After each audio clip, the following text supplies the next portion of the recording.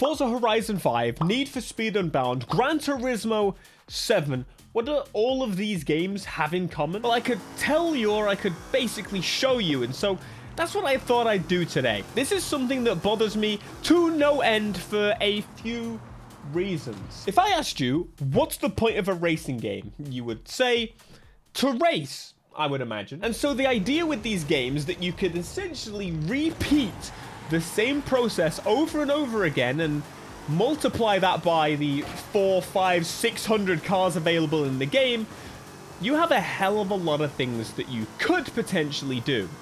But could doesn't really do it for me. Of course, my friends, we are talking about endgame, the dirtiest word in racing. I'm starting on Forza Horizon 5 because it is set up to be one of the easiest games to create this system on. Not only do they flood the game with constant cars and things, okay, it's mostly cars, but nonetheless, these cars are thrown behind a system that is not enjoyable for most people. I don't want to spend all day bullying this playlist again.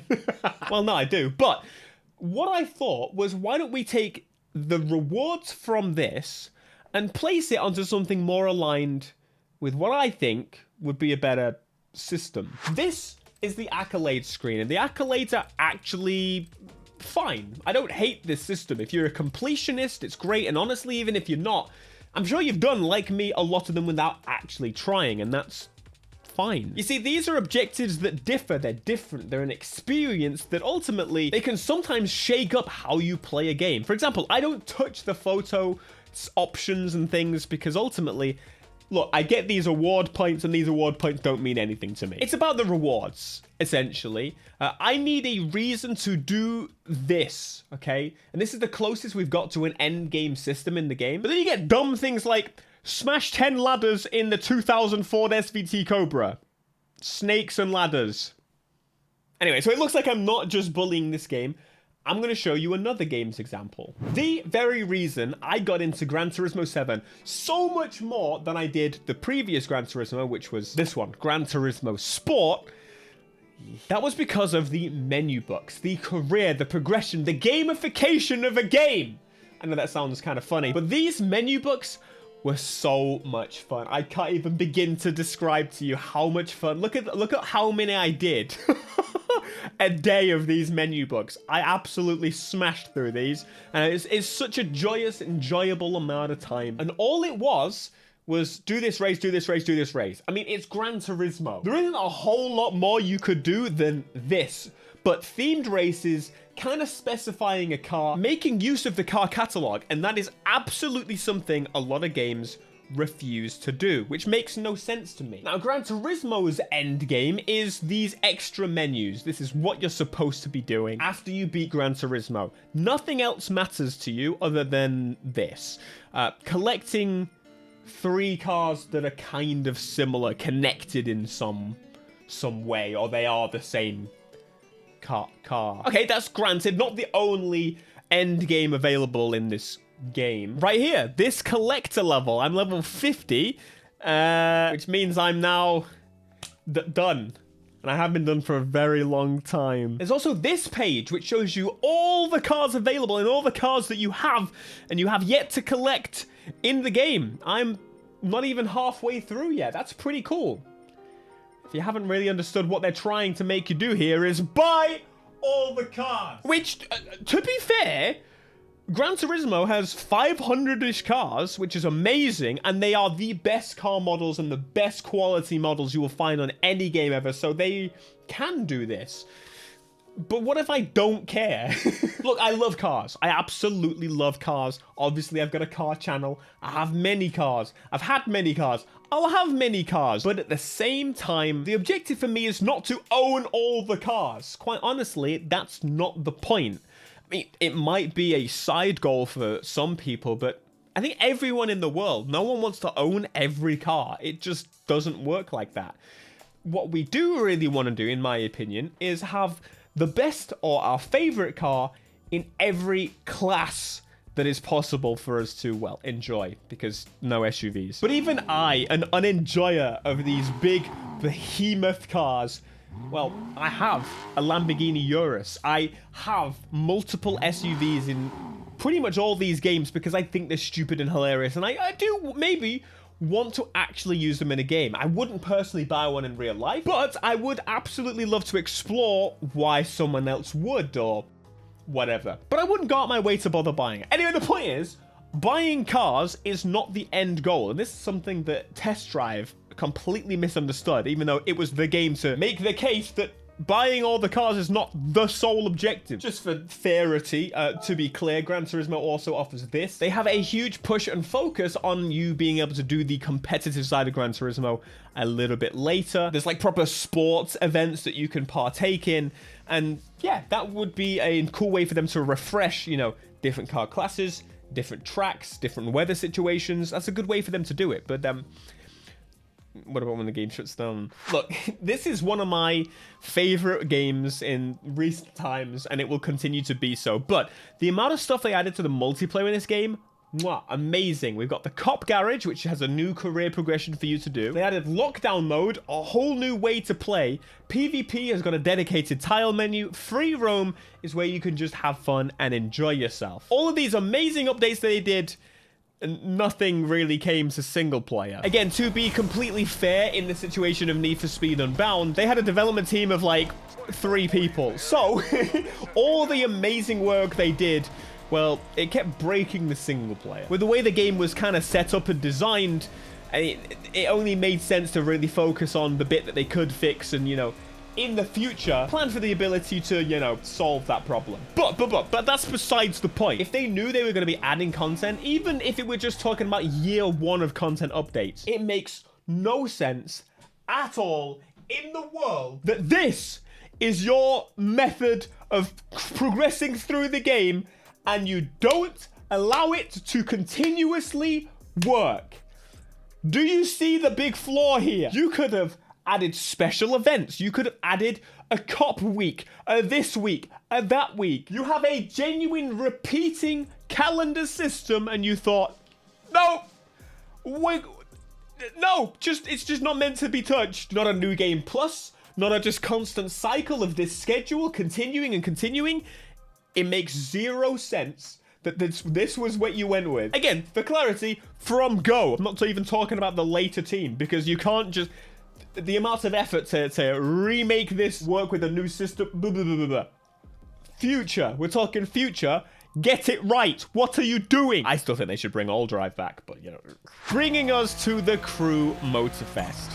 This game is kind of the closest to being what I'm asking for, and I'm realizing that more and more as time goes on. Now, the Crew Motorfest has its own problems, definitely. I think it's a little confused sometimes, but what it's not confused about is actually thinking about what players want to do. And not only saying, oh, you can do everything, you can do everything.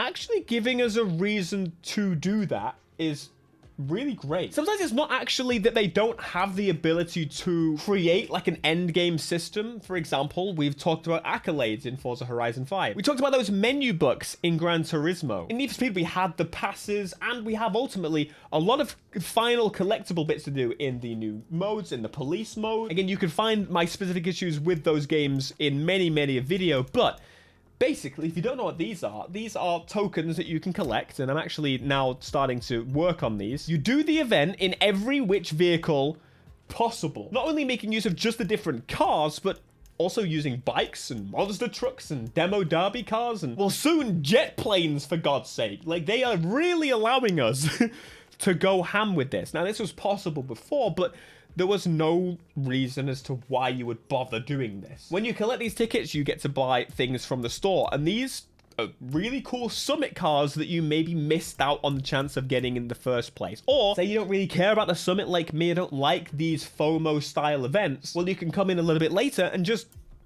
play the game and earn the cars. This is absolutely incredible. And this is unheard of. So now I've got 11 different ways to play all of the individual events in these playlists. We're multiplying the events by what, like 60 times? But more importantly, giving me reward enough for me to give a poo-poo.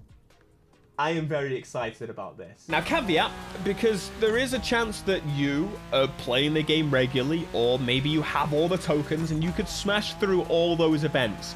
It is very possible you could do that. And that's kind of where something like the summit or whatever does come in. That's where we hit the point of like, I don't care about these kind of weekly events that rehash stuff. It's a real conflicting point because I want a reason to keep playing. Money and collecting all the cars, though, is not really enough.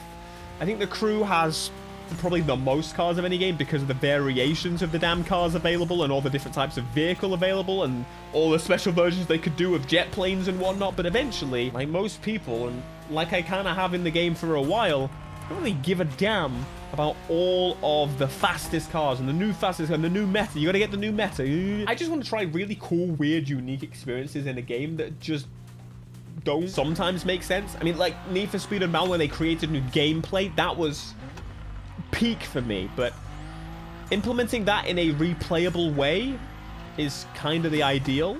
Like, lowrider events are in this game, but because of how the game is kind of constructed, you don't really play it beyond the one time you do. They could make it such a bigger element, a bigger theme. I'm kind of rambling a little bit here, but let's take you to the other game that I need to show you. The Crew 2 may have the best use case, end case that is possible that I've seen so far. And actually, Forza Horizon 5 is seemingly kind of catching up a little bit, and we'll see more of that when the new update comes out, well, next month. But this game added some incredible different experiences constantly to the game, to the point where everything is amazing. It's just so cool. Even the worst experiences that you don't really bother with, like at least they gave something different a go, and I love that, and I really wish we would see more of this. I can come in and I can replay any of these that I missed or didn't do or did on different platforms. The hobby system, which we spoke about recently, has some amazing rewards that are now kind of pointless because of Motorfest. I can now just buy that car. But in this game, if I wanted to play that car in this game, I would have to smash out these collector events. This stuff is what I want to see. A more completionist, but also feel free to make use of what's already available in the damn game. I'm not looking for infinite endgame, but one of my absolute favorite things as of recent time was going back to Need for Speed Heat and actually getting those Heat Plus, Elite Plus parts. I can't remember what they were called. Oh my god, that was endgame. That gave me a reason to keep playing, and it's a substantial one at that. Maybe that was a little bit extreme for most people, and maybe not the best example, if you will, but man, it gave me just more to do, more reason to keep playing. So I'm not a person that's fully against like live service, because I really think there are advantages to it, but it frustrates me when it's FOMO infused, in where we basically have to do it now or never, and to the point where you just ruin endgame for the purpose of what? Why? Why did you work on that and then just not let us access it anymore? That was really stupid. So the Crew 2, I've got infinite things I can now do, and I don't know if I'll ever do all of them, but the fact of the matter is I can keep doing them. I think the real problem is that there's not a huge benefit later on for them to make it playable, but in the case of Forza Horizon 5, we've got something here. Because of GTA 6, Forza Horizon 6 is being pushed back, obviously, so therefore they're having to actually create some systems like this, make it repeat while they're working on the next game. So that's kind of good. Thanks, GTA. Anyway, let me know your thoughts down below for some ideas for allowing us to keep these games feeling fresh, or at least keep your efforts rewarded. How would you say is the best way to make an end game experience? And I think the best examples I've got are Need for Speed Heat, and actually, the Crew 2?